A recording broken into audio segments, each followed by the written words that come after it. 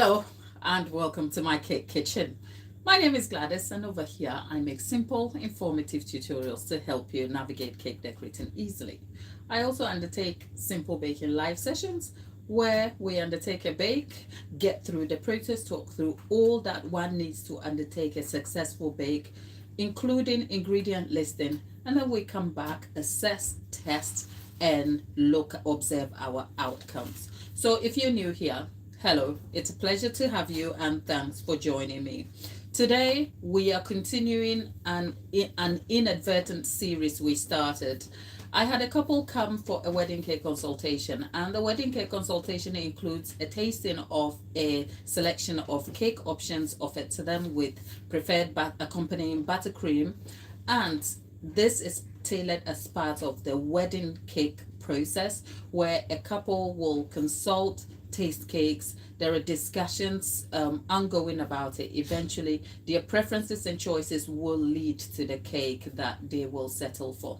It's an extremely personalized process, and it's custom made, and that's the joy of a wedding cake, that you get to choose the appropriate cake that is suitable for you, because essentially that is going to be a center focus of your very happy and grand day. So with the couple having come and tasted their cakes, they loved the process, they loved the cake that was initially made to them, but because the option was there for them to choose what may be preferable to them, their feedback was that they wanted their cake crumb, or the cake itself, tailored slightly to be lightly textured.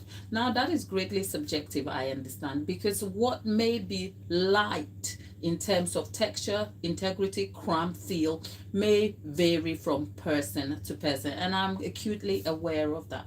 However, I also knew that there was room for adaptation. So what I did was I took an original recipe that is right on this channel. It's my classic vanilla cake. I'll link it in the description box. I took that recipe, and firstly I decided to make some simple substitutions. The intention was to look at the ingredient listing and see what ingredients in the original recipe I can change slightly to enhance the outcome that I was looking for. And the goal was ultimately to enhance the texture of the crumb to a lighter looking and feeling crumb. So I did that in a live that I will link in the description box. We went through an entire process. I talked you through every ingredient choice I chose, and even broke down my intentions surrounding why I did that.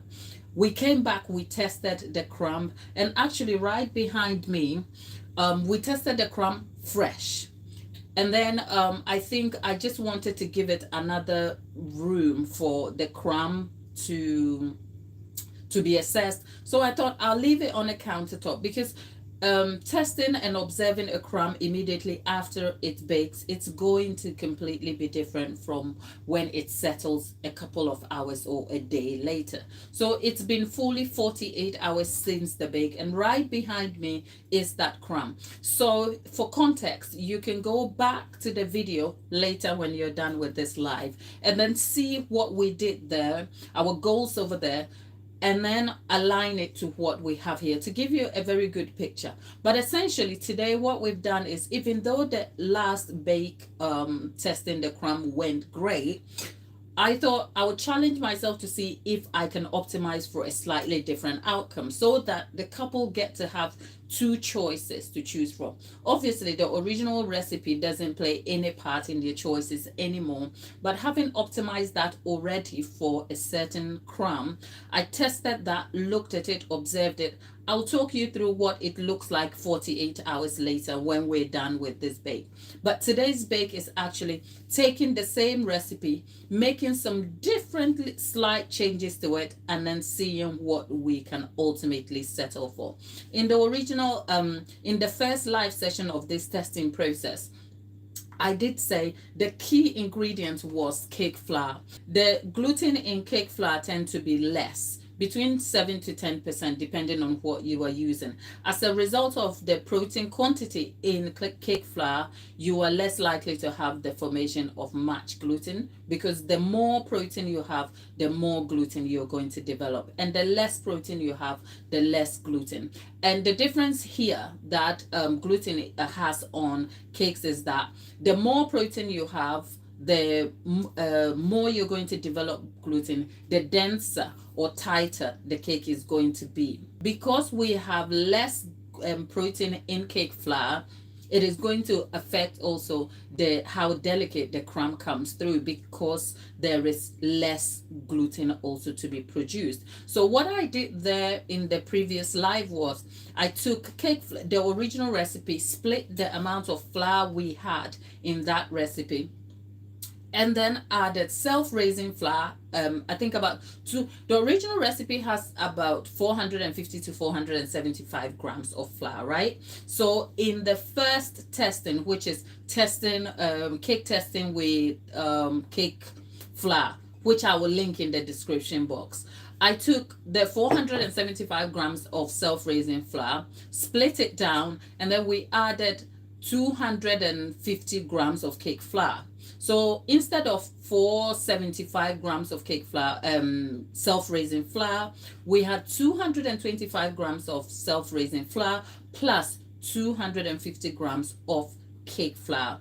To that, we added 3/4 of a teaspoonful of baking powder as a leavening or rising agent to support the rise of the cake. And that is what we did in the first live. Today, I maintained the same quantities, but I did something slightly different.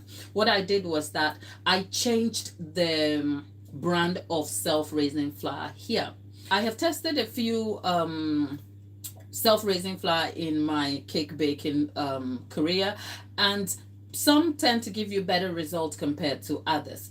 For consistency and trace, there's a particular brand I stick with, but that is neither here nor there. But this particular self-raising flour I introduced into this bake today is especially very good. And when I've used it for either cake or cupcake, it gives me a great texture. It's light, it's fluffy, and I love it. It comes pre-sifted. So I thought, since the last session didn't have that flour, I think, having said that, now I will note the different kinds of self-raising flour I used in both sessions in the description box later after this live. So since I used a different kind of self-raising flour, which doesn't guarantee my optimal results there, I'm going to swap for what I observe to be a self-raising flour that gives me some great results, but I'm still going to maintain the same quantity of cake flour here, except we have increased the self-raising flour, which we've increased the leavening, which is baking powder, from 3/4 of a teaspoonful to a whole teaspoonful here. So in this glass bowl here is self-raising flour, a particular brand I will name in the description box, plus the same brand of cake flour, plus 1 teaspoonful of baking powder, it's the Dr. Oetker, and a pinch of salt. All of it has been sifted and mixed together.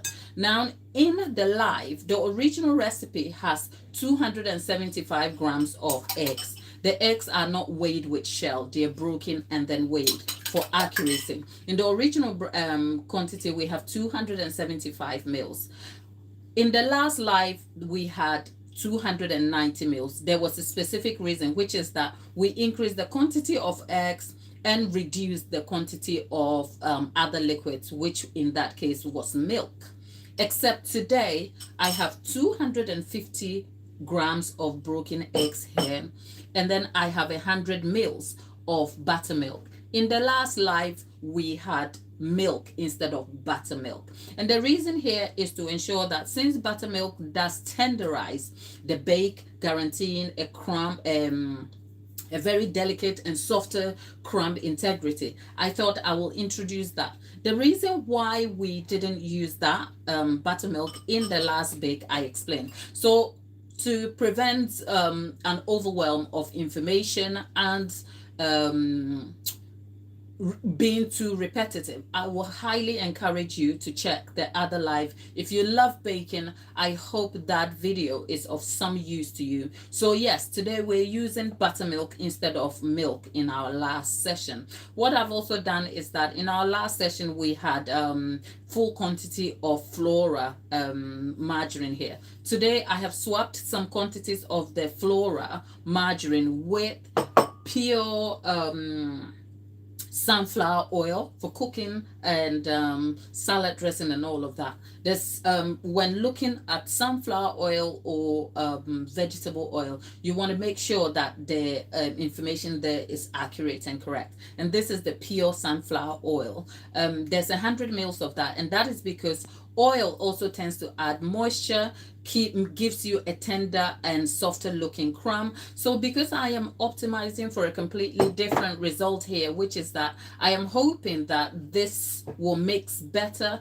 to enable or enhance the crumb integrity that I had with the last session, which is why I have changed the ingredients around slightly. The same quantity of sugar and brand is used here, and we have caster sugar just as our last, and we have vanilla here. Here we don't measure our vanilla, but exact quantities of all the ingredients here is going to be left in the description box at the end of this live. So the intention simply today is to get through this bake, which is optimized for a softer, delicate, tighter looking crumb with still great taste to the cake. The other one was great, but I just thought this is an opportunity to kind of learn and adapt, because food tastes different and feels different. And if you've been on this channel, you'll find that my goal on this channel is not just to give you a cake, but guarantee some good information that is tested and can be trusted, relatable and achievable, so that if you chance onto a video here, you are well informed to undertake your own baking at home with all the confidence you need. So with that said, we're baking a simple vanilla cupcake, a simple vanilla cake, but with an assortment of ingredients that should give us a great and delicate crumb. That aside, when we're done with the baking, the intention is to get through this bake, dish it into these 5-inch tins, the same exact tins that the other bakes have been completed in. Any additional information I will highlight in the description box. We'll bake the cakes as we did the last one, with some more tips I will be giving you along the way. And then when we're done, we will then come back and assess the same cake we baked in the other live, which has been left to set for 48 hours. And I'll tell you what my observation about that is. And then if we have some time, we can then fill that cake with some jam and buttercream and leave it to set. And I guess that will be done for this session of our live. And then when we go, we'll come back when the cake is baked, and then we will observe and see live what the result of our bake is. I do realize that in other live sessions or with other creators, the bake is pre-done, and then through the live, when the session is undertaken, you introduce the bake that has been pre-done. It's a good thing for efficiency and time management. For me, the goal of this live is to actually inform you and let you be a part of the process. So to maintain the authenticity and feel of the process, we bake, take a break, and then come back and see what the results are. So you're in for a treat today. So I'll stop talking so much. It's lunchtime. I haven't had anything to eat yet. My mouth is already dry. I don't know why I didn't have water beside me over here, but we are going to be undertaking the bake, keeping the same variables, if you like, except with a slight change and tweaks in some of the ingredients. So in the other bake, we completed the bake using this kenwood, which is what we are doing today. It seems like on these sessions, every time I'm banging on about a kenwood, but believe me when I say this is one of my favorite kenwood mixers I picked up. And this is my third purchase of a kenwood brand of mixer. I know it's for the price, It's not as affordable as I would like to sell it to you. This video is not sponsored, by the way. I just love Kenwood and I love this mixer and I just want to tell you about it. With that said, into the mixer goes in the caster sugar. There is it 475 grams of that. And then for our margarine, this time we have 210 grams of Flora margarine. So we're going to get that to cream for about, let's say, 2 minutes. We will observe the texture and appearance of it, and then we will make a decision on the oil that should be added in here. So that's what I am going to do now. And whilst the mixing is underway, I hope I can be able to interact with you in the chat. But if you're new here, thank you for coming along the journey.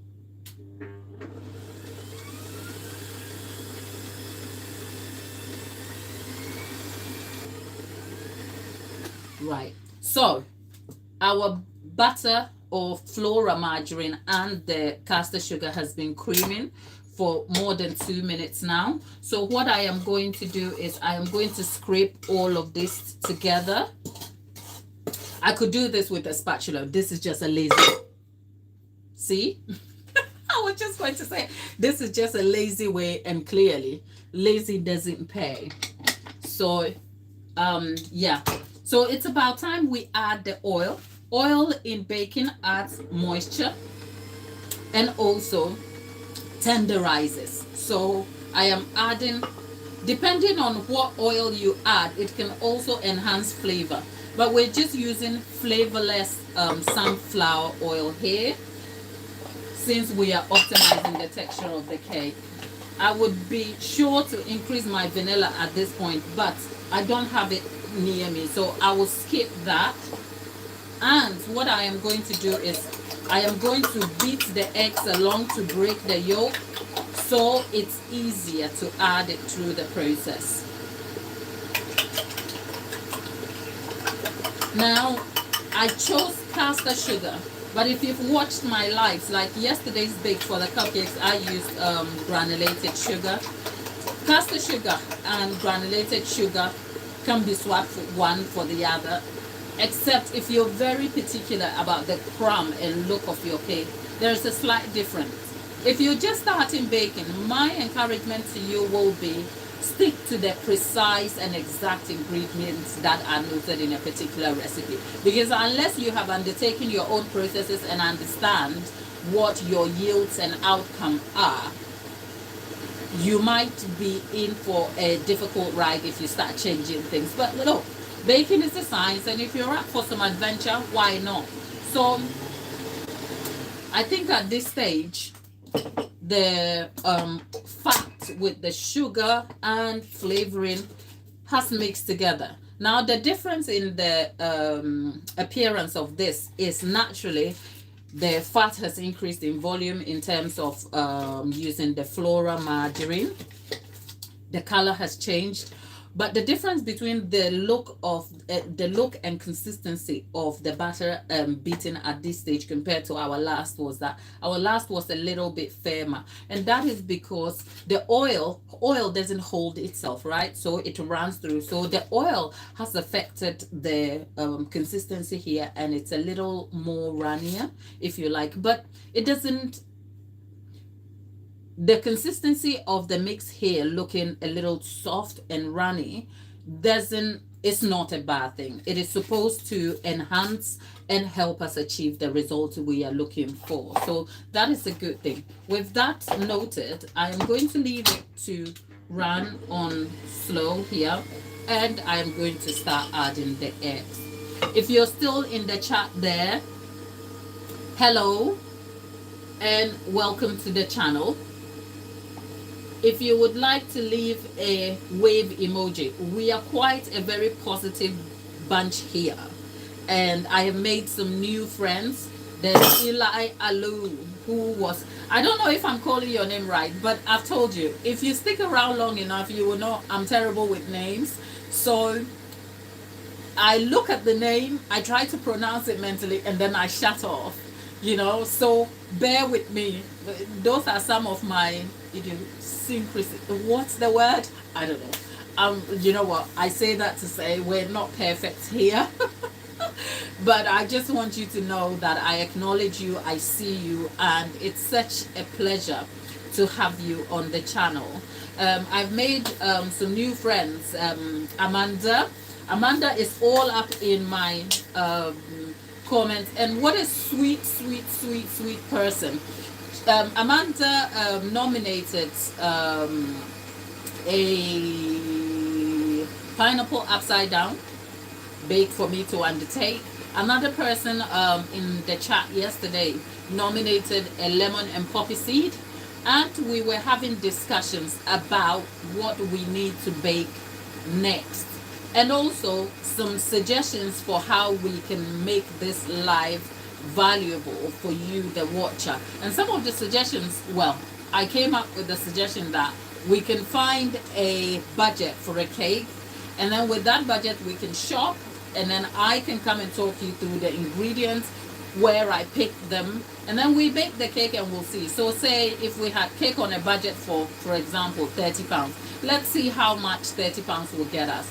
But that doesn't discount the fact that I'm a baker, I have a specific skill I bring to the table, and even though the ingredients may cost £30, if that cake ended up selling, not that I'll sell this cake, but I'm saying if that cake ended up selling for say what, £150, don't come at me. And that is because I get to decide how much my skill is worth. Plus I run a business, there are running costs that will eventually affect the ultimate price of a cake.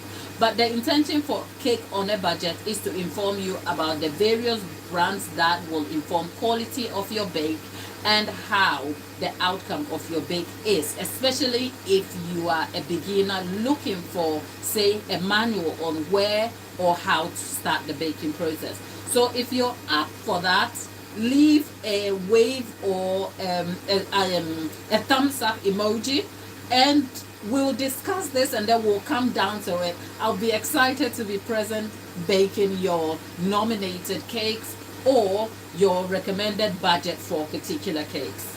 That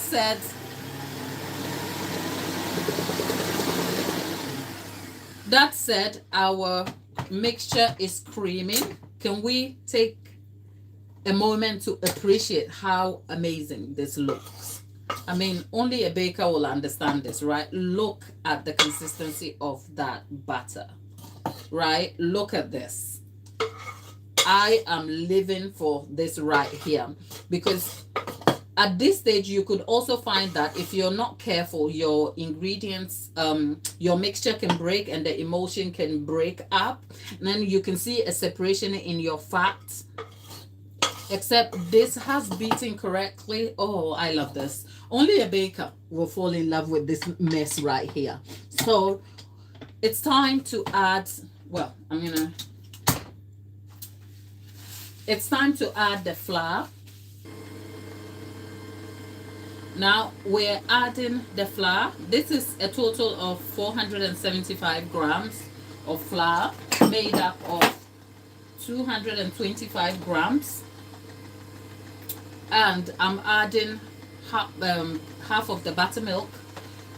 The mixer has a fold function, so that is what is mixing the flour in.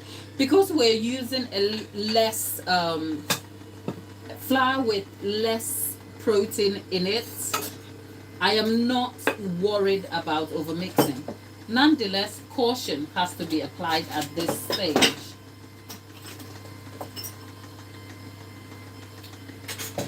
Now I'm gonna add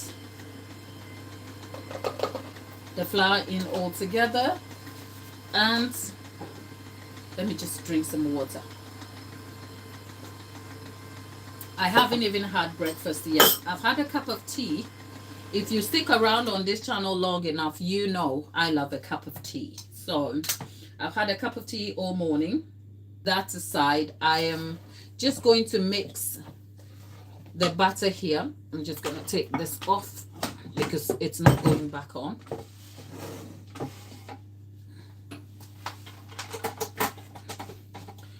Okay, so our batter is done. So, and then we're going to mix all of that together.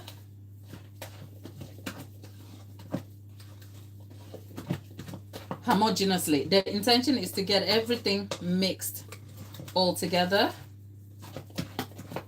So what is slightly different here is that we added oil to the recipe, swapped parts of the fat for oil, we reduced the egg quantity, and we increased the quantity of what do you call it, leavening, which is baking soda here. So hopefully we should get some great results, but I won't know until we undertake the bake.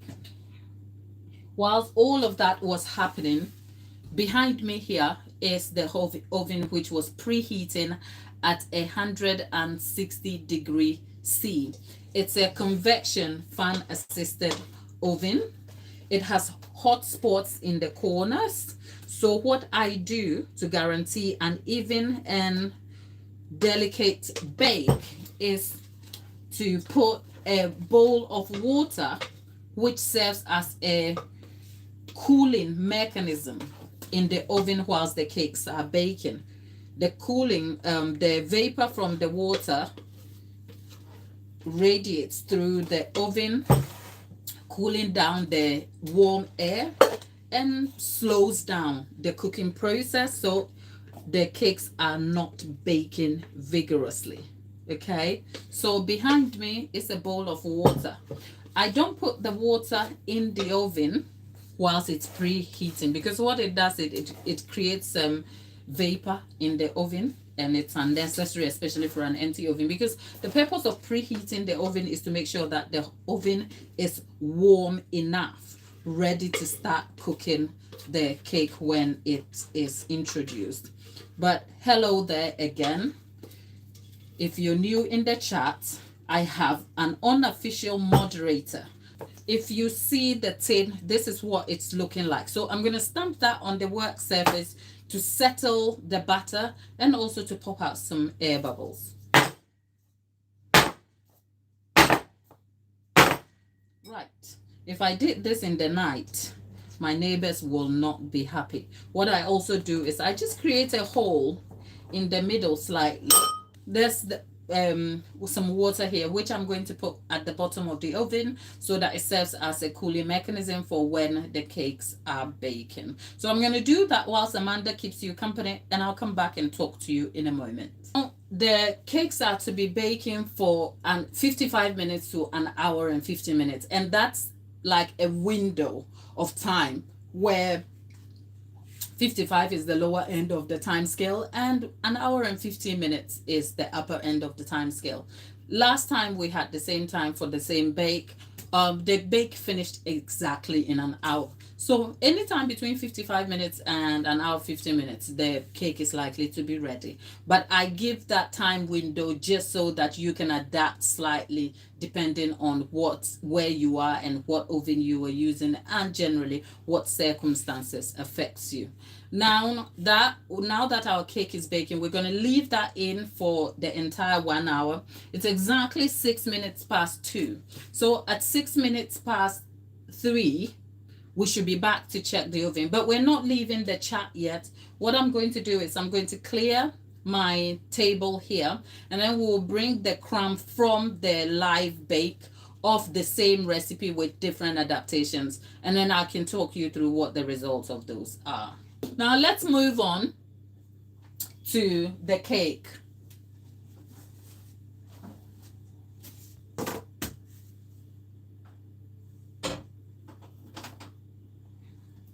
Right. So this cake right here is what we baked in the live 2 days ago with specific goals to check the crumb and make sure that we have a lighter, softer textured crumb, right? So we cut this right live on camera, and then I told you the crumb was soft and I loved it and it was cushiony. Those were all positives. I think the result was exactly positive in the chat. I can tell you today, I looked at it in different ways. First, I looked at the center of the crumb again 48 hours in, and it's settled, but it is still moist. It's not dry. I didn't have any filling or anything to add to it right now, but if I did, you will still have a great cake. The only difference, the thing that I noticed is that on the edges of the cake, as in this cross section here, the round bit here, you can see that as it's settled, there is like, it is denser than the middle of the cake. Now, I don't know why that is, whether it is because of the cooking, because the cake cooks from the outside in. So because that is closer to the outside of the cake and the crust, I don't know if that is what has affected the texture here, but there is a slight difference in texture. That is, the middle texture is softer, lighter, whilst the outer, edging out to the crust, is a little bit denser. But the subject of dense here is not so dense that it's a problem, okay? Having said that, the assessment I'm making on this cake here is going to be different if I was assessing, say, a box mix. Box mixes are optimized for volume and super light textures, so that cannot be compared to anything over here. I am comparing this crumb to the original crumb based on the original recipe when it is not adapted. With that said, I find that in the original crumb, after 48 hours, the bottom of the crumb, the crust like this, can be a bit hard and has tension and a deposit of fat in it. This is not the case for this cake at all. In fact, the bottom here is really soft. And if I wanted to take this out, all I had to do was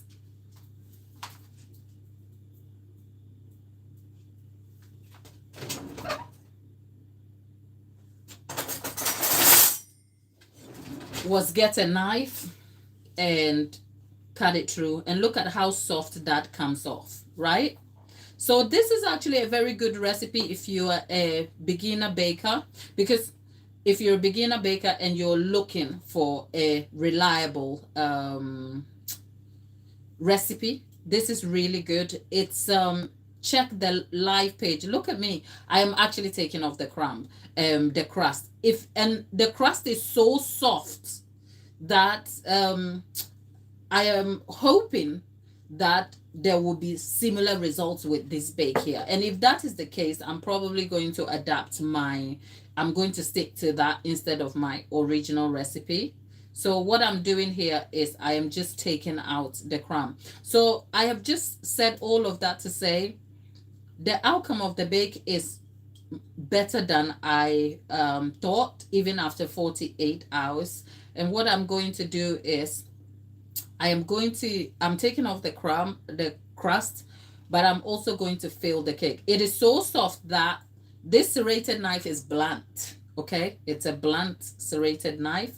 I don't use it often, but look, the crust literally falls off.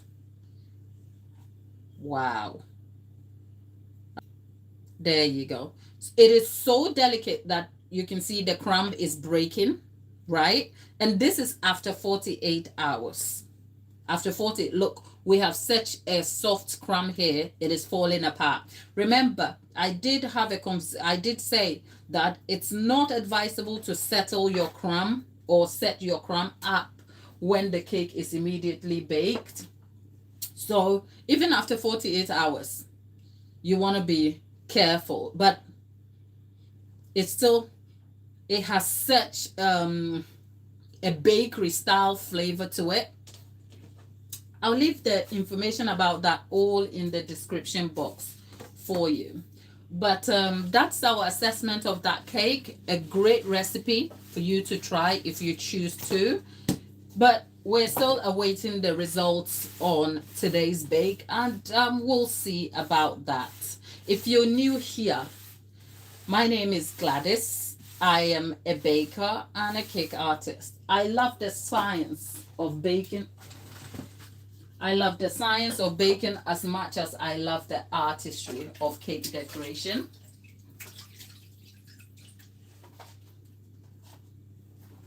I love the science of cake making as well as much as the artistry of decoration. And my aim on this channel is to bring you useful, valuable, accessible, achievable information about the cake decorating process and also baking so that you're confident. Look, as a baker, I recognize that it's not a unique thing. There are people on this platform that are advanced in their knowledge of baking, but that doesn't negate what I bring to the table.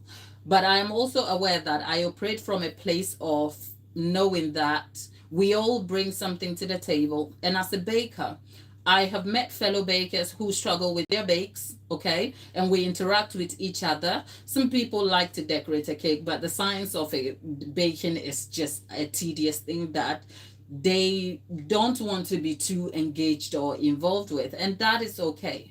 For me, it's important to inspire customer confidence because most people who buy cakes, I can tell you for nothing, it doesn't interest them to know about what options are available for them. But whilst that is okay for them to not be interested in, what that has done is it has created room for misinformation and misrepresentation of what the product of cake is, right? So if you have a customer who doesn't know about cakes, who doesn't know the options, when they even come to a custom cake maker, they are operating from the simple assumption that all cakes are the same, which is why customers are always mad when you quote for a cake that is above their budget, because their expectation and perception of the product is this low value thing that is whipped together. So they can't compute why the price is that, right? For me, whilst I sell cakes, selling cakes is not my bread and butter. I should say that here, okay? I make a conscious choice to select my customers and work with the client who I engage with. And that is by intention because I recognize I am not for everybody, okay? However, one thing that I give to everybody as a matter of preference is that whether you can afford a cake from me or not, it doesn't matter. I enter into an interaction with a customer knowing that I want to be able to inform and educate them so that when they don't even buy a cake from me, they go, oh, wow, that's something I knew. Because then if they go to the next cake maker to bargain or argue for their options, they will understand what options are on the table and they will be well informed about the negotiation ability that they have based on the information they have sourced. I hope that makes sense. So what I'm going to do is I'm going to get a turntable, a very cheap one, and then we're going to fill our cake here, okay? But I have a cheap turntable here. This turntable is my favor and grace. This is not the one I use for decorating my cakes now. This is a secondary turntable that I have. So what we are going to do is that with this turntable, we are going to try and fill our cake and let it set. And then we'll cover it later and then slice it. But this turntable I bought nearly 10 years ago for £10 in my local supermarket. It's called Sainsbury's. And for about 5 years of my baking career, I made big cakes, large cakes. It was this turntable. As long as it doesn't detach when in use, then you're fine. So I say that to say, whilst encouraging premium investments in baking and decorating is to be encouraged, there's almost like unjustifiable reasons for buying things you don't need. And so if you're a beginner and you're learning to bake and you don't have the resources to invest in expensive gadgets and equipment, look, a turntable will do you fine, okay? I have a non-stick mat here. It doesn't work efficiently, but looking for the other one that will work will take some time. You could attach that to the top with a sellotape. A non-slip mat prevents the cake board from shifting around when you're working with the cake. Okay, it reduces the shifting of your cake. With that noted, I work on a cake board, and depending on the size of the cake, the board increases. Normally, I work on a 12-inch board, up to about 10-inch cakes, and then the larger the cake is, I change the board. And that is because when I fill and cover a cake, I eventually move it to display it on a fondant covered surface. With that said, so we are basically getting into the basics of filling a cake. I have a tutorial on this channel that I did years ago, and I made that video by intention. And the intention was that a day will come when I'll have somebody looking out for information about how to fill a cake. So I think that video is how to fill a cake 3 ways. And I broke the filling process down to what elements can even be used in filling a cake, from your regular buttercreams to soft fillings which do not hold themselves to crunchy elements that you can add to a cake to increase texture and mouthfeel of your cake. So I'll link that in the description box for you. But for today, we're just trying to summarize the basic and relevant information about filling a cake, and I'm talking you through my process and techniques that I use and the intention behind why I use them. With that said, there is the board that will now serve as my work surface. And at this stage, normally I would have a cake card on which the cake will go. I don't have, oh, actually I do. That's a 5-inch cake card that I have here. It's what in other places will be known as a cake circle. Now, over that, it is the same diameter as the cake. So the intention is to place the cake on the card. What the card does then is that it creates a barrier between the cake and my board surface, locking in the surface area and then keeping it sealed and protected. But also when it comes to transferring the cake from work surface to display surface, which in this case is a fondant covered board, I am able to move the cake easily without any contact with the cake directly, because if I didn't put the cake card in it, I am likely to poke the cake once it's decorated, and that's going to create some slight inconveniences I would rather avoid. So using a cake card or cake circle has its purpose here. I understand some do not use it, and for good reason. One process is not better than the other. It's a case of what one prefers and how their choices affect their goals, right? With that said, this cake is going to be filled with Swiss meringue buttercream. This is the buttercream that I have done on this channel. I have several videos. I'm not going to bore you with the details of that. To start with filling the cake, I'm going to put a small dollop of buttercream on my work surface. What that does is that it serves as glue for my cake cards, right? So my cake card is now centered. You want to make sure that your cake card is in the center of the board. I'm using a small board here, which is rather lazy. I will encourage you to use a wider board just so that you have a wider work surface area to work with. That said, we start, see? Our cake is so crumbly, right? So there you are. Our first cake has gone in there, right? And for a beginner, normally I could cover this, I could fill this with buttercream and move on.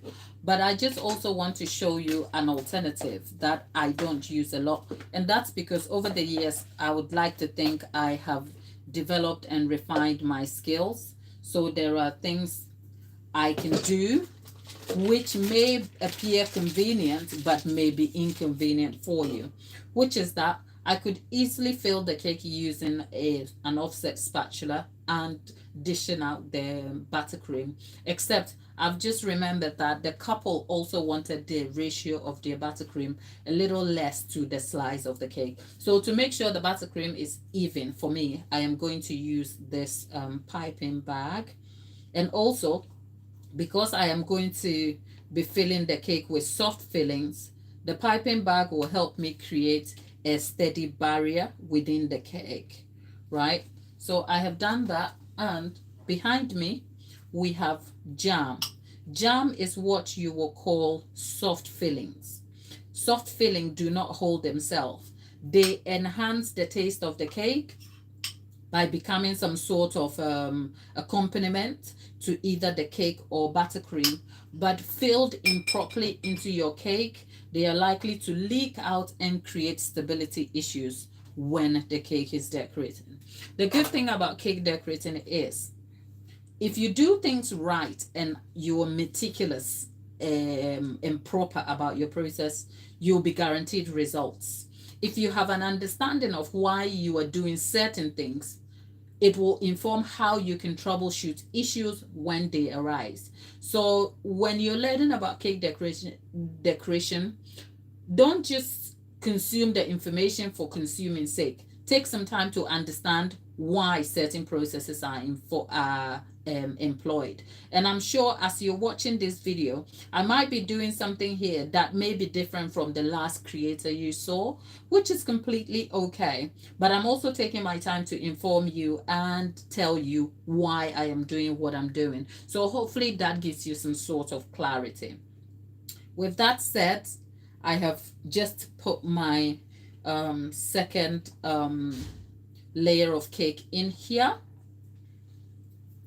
We're going to do exactly the same, and see, right, this is a really small cake, so the chances of a leak happening and being too problematic and unmanageable is less, right? But if I had more towering layers going on this cake, this small buttercream, this small leak here, it is so small that you will have to squint to see it's small. If I had more towering layers, then you would have that pressing down on the buttercream. It would be edging out, and then it will cause a leak, causing the cake to shift. But clearly, this is a small cake, so I can almost manage that. But to sort of manage the leak, you also want to make sure that the right amount of jam is filled into the cake. So I have just introduced, I'm using raspberry jam here. So that is in the cake. And you know what? With all the chatter, I actually wanted to apply some sugar syrup to the cake. And I didn't do that. So I'm going to go ahead and put some sugar syrup on the last one. Yeah. And that is sugar, vanilla flavored sugar syrup, right? Now I am aware the cake is very delicate. So I am going to do well by not like touching it or playing with it much. But I'm just adding some syrup here to enhance moisture, because the cake has been around for 48 hours. And whilst it's a good cake, it has definitely lost some moisture. At this stage, if you're a beginner, the best thing to do here, especially with the identified leak, is to just leave this cake to set completely. Like leave it to chill on its own. Leave it to set, don't do anything with it. But I'm going to push my luck and see if I can kind of crumb coat it slightly, because it's been sitting out for 48 hours. I'm worried that if I put it in the fridge, my day is almost over and I'll have to come back later, and I don't want to leave it exposed in the fridge. So I'm going to go and try and fill and cover the cake here with some Swiss buttercream. Now, when filling a cake, hello there, Amanda, you're keeping everybody happy. Oh, thank you. Right. So to fill the cake, I know there are several techniques that are employed. I'll say again, one is not better than the other, but you want to know the right procedure that is suitable for your circumstance. Right. The funny thing is that I don't have enough buttercream to cover this cake, even as a crumb coat. But because the crumb is so delicate, let's see. And my kitchen is warm today. It is really, really warm because there's a cake in the oven. So when crumb coating a cake like this, it is the friction and the pushing that causes the issues to arise, like shifting the cake around and all of that. So what I'm going to do is I'm just going to scrape it slightly. Yeah. And also over here, the card underneath the cake gives you an advantage, because then it serves as a sort of guide for you. So when you put your scraper at a 45-degree angle, there is a sort of barrier that is kind of keeping the scraper aligned with the cake for you. So then the 5-inch board underneath then becomes a steady guide for you to get a round shape to your cake. So there you have it. This is just the crumb coat phase. The cake is actually going to be completely covered in ganache later, because what I'm also trying to achieve is give the couple a taste of the cake that they are going to be having for their wedding. So I'll cover this in just a thin layer of buttercream, and then ultimately we finish the cake off with ganache, and then we come back and then we slice the cake, which will then be packaged and sent off to the couple. So essentially we have filled, stacked, and sort of sparingly crumb coated a cake. But I hope you understand the gist of filling and stacking a cake and the advantages of the processes I have employed over here. Now we are almost about 20 minutes out from our bake. So I don't know if we want to stay on the live, but whilst Amanda is keeping you all happy over there, let me just wipe my table clean and put this cake away, and I'll be back to catch up in the chat. I would close the live and come back, but I think we are almost close to the baking time, which is an hour, which is about 10 minutes away. So we'll give it the 10 minutes and then we'll have a look, and then we'll see our cake live, and then we can leave the cake to cool, which will bring the live to an end. So whilst you're here, it's a pleasure to have you. I know this is going to be seen in replay, which is fine. I am Gladys. I have a moderator, Amanda C, in the chat. She will engage with you. She'll say hello, and she'll keep you company whilst I try to tidy my workspace very quickly, and I'll come back and then we'll talk some more about cakes. And I'm going to test and see if we can check on our cake now, okay?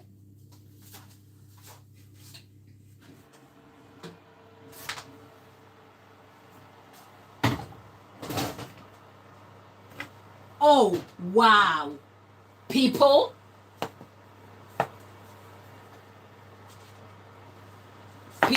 we should be proud. Who is here for the results of this bake? No, you know what I've done? I can't. Okay. If we put okay, right. I am actually excited for this. But before we do anything, let's check. It's clean. It is clean. Only a cake maker will understand this excitement. Do you see why I'm excited? Do you see? Do you see why I'm excited? Look, let's get in there. Look, it's clean. Yes. So, okay. Who is here with me? Evolve. Yep, right. Whoo.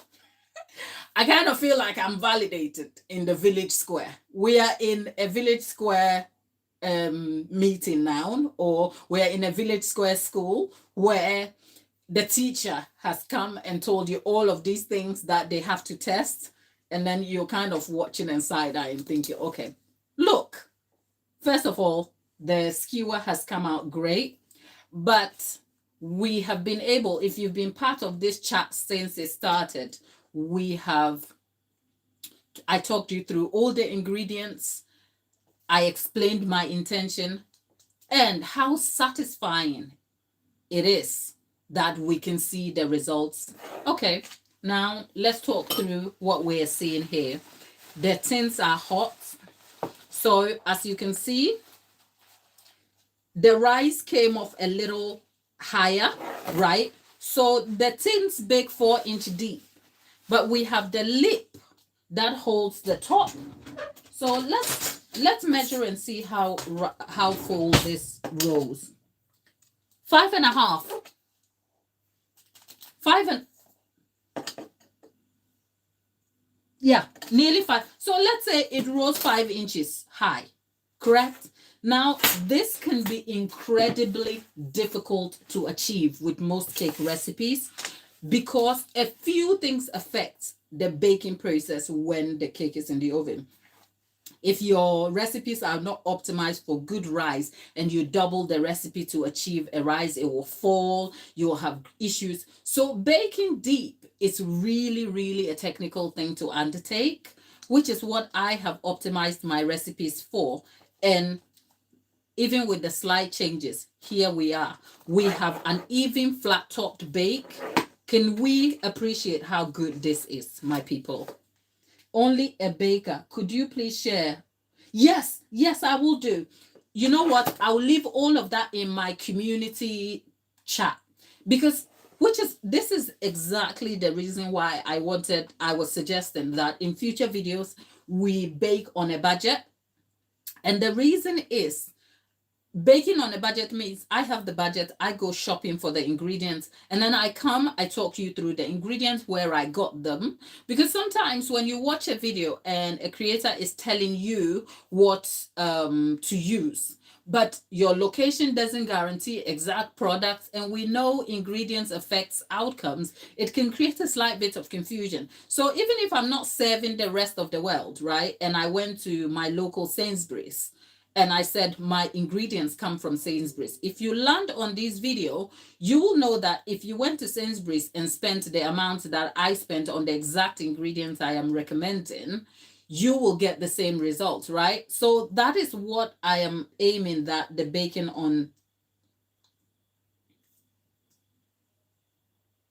a budget will bring to us. But either way, I am just excited. I will leave all the brands and ingredients that I used in this bake in my community post. Not today, because it's almost 3:30 now. It's 3:10, and I have to finish up and clean the kitchen, tidy up, do bits, and then my son is back, and then my evening is going to evolve with different commitments. But within the next 24 to 48 hours, I will update all of that in my community post. Leave it as a comment. Hello there, Maria. Oh, Maria, hello from Italy. It's amazing to have you. Yes, Amanda, I know the top of the cakes look unreal. So our cakes are baked now, and from bake to finished, look at how perfect our cake looks. Look, I am not mad about the crusty sides. Can we try that?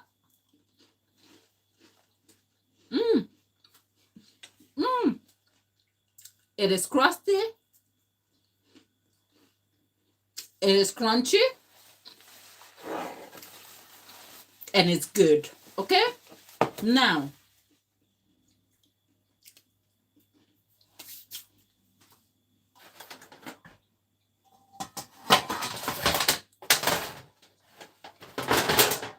let's try and take it apart and see what. Mind you, this has only been... Okay. So, If it falls apart, ooh, people, be prepared to be surprised. Ta-da! So my tips work. Can you clap for me?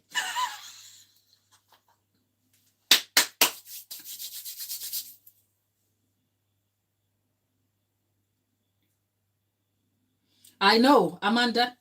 Whoever is in the chat, I said my tips work. Can you clap for me? Okay? Clap, leave a clap emoji. Amanda, it's just you and I over here. We are having fun though, aren't we? Okay. So, my tips work. People, how perfect is this cake? Well, I take it my job is done. I'll tell you what, the top, it's soft. It's lightly textured. Yeah, Amanda, you are my person. Thank you. So look, it is soft. It is cushiony. And remember, my cakes, this cake over here is optimized for better structure too, because we want the cake to be better structured when we stack it. And this is going to be a 3-tiered wedding cake. So we want to be careful about that too. So look, I am happy. Okay? This makes me happy. So happy that I am not going to retest this recipe anymore. In fact, no, I tell a lie. I will test it for just that so that we know what it feels like to bake with cake flour. So I'll be back again to test the same recipe, similar ingredients, and then we'll see. But otherwise, the tips work. So if you've just entered the chat, go back to the start of the conversation, and then you can see we have a softer crumb. It's soft all the way through. The texture is light over here. Look, I'm not mad. This is a perfect bake. This is great. And that's it.